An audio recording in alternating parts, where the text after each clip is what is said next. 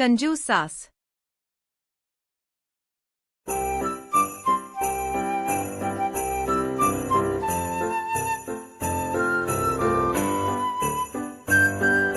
श्रेया की अभी नई नई शादी हुई। अभी कुछ दिन ही हुए थे। ससुराल में सब ठीक ठाक चल रहा था। मम्मी जी, खाने में क्या बनाऊं? सिर्फ रोटी बना लो, सब्जी और चावल कल रात का बचा हुआ है, वही सब लोग खा लिया जाएगा। ठीक है मम्मी जी। श्रेया मन में बात करती हुई सोचती है, चलो चल के देखती हूँ फ्रिज में चावल और सब्जी कैसे हैं। सब्जी और चावल में से तो बदबू आ रही है। मम्मी जी, ये बदबू वाला चावल और सब्जी खिलाकर सबको अस्पताल पहुंचाना चाहती हैं। मैं तो इसको किसी को नहीं खाने दूंगी।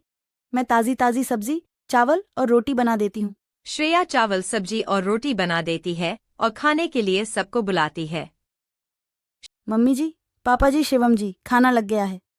आइए, सब लोग खा लीजिए। सब आते हैं और खाने के लिए बैठ जाते। बहू, तुमने बहुत अच्छा खाना बनाया है, बहुत टेस्टी है और ताज़ा भी है। हाँ श्रेया, तुमने सच में बहुत अच्छा खाना बनाया है और ताज़ा ताज़ा है, वरना माँ बासी खाना ही खिलाती जब तक वह खत्म नहीं हो जाता। बहू, मैंने तुम्हें कहा था चावल और सब्जी मत बनाना। तुम झूठ में चीजों की बर्बादी करती हो बहू। मम्मी जी, उसमें से तो बदबू आ रही थी। वह खाने लायक नहीं था। वह खाते तो हम सब बीमार हो जाते हैं।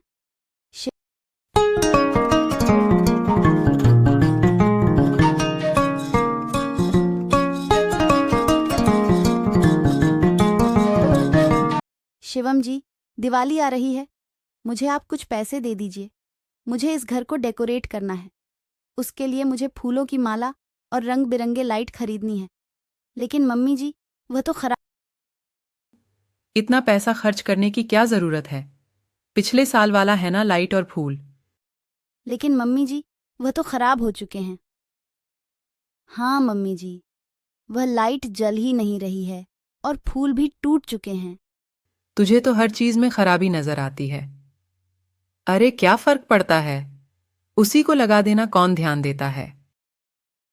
मेरी सास कितनी कंजूस है, 1 रुपया भी खर्च नहीं करना चाहती है। श्रेया का जैसे तैसे दिवाली मन जाती है। कुछ दिनों बाद श्रेया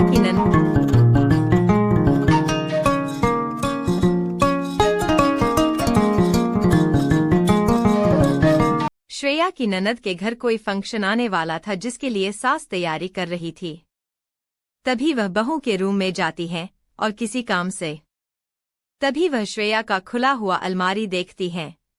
बहू के पास तो कितनी सारी साड़ियां हैं, क्यों ना मैं इसी में से 2-3 साड़ियां लेकर अपनी बेटी के घर भेज दूं। आखिरकार वह इतनी सारी साड़ियां पहनेगी नहीं और पैसे भी बच जाएंगे। तभी श्रेया वहां से आ जाती है।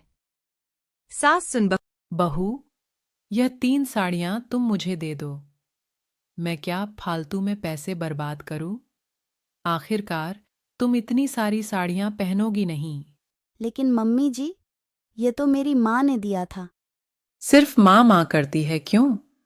मैंने तुम्हें साड़ियां नहीं दी है, मेरा तो कभी नाम ही नहीं लेती हो।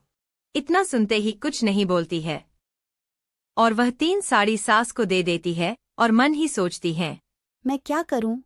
इनकी कंजूसी तो बढ़ती ही जा रही है। फिर कुछ दिनों बाद एक दिन